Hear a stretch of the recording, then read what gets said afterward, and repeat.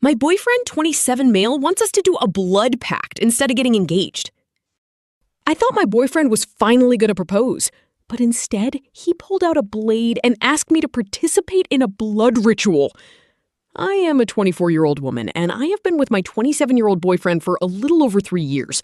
We've talked about marriage quite a lot, and lately he has been heavily hinting that he is ready to take the next step in our relationship. Last weekend, he told me he had a big surprise planned for me, and after he spent an hour at a jewelry store, naturally I assumed he was going to propose.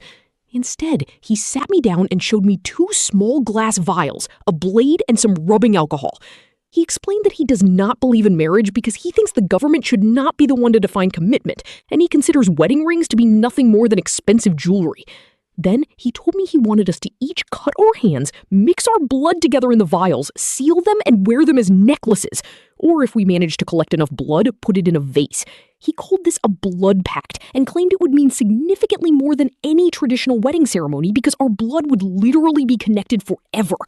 At first, I laughed because what on earth was he thinking? But he was completely serious.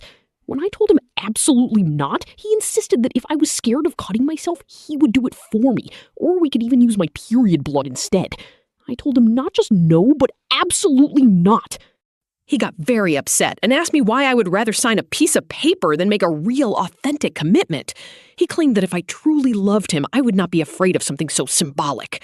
I tried to explain that it was not about being afraid, but that the entire request felt really strange to me and honestly quite unsettling.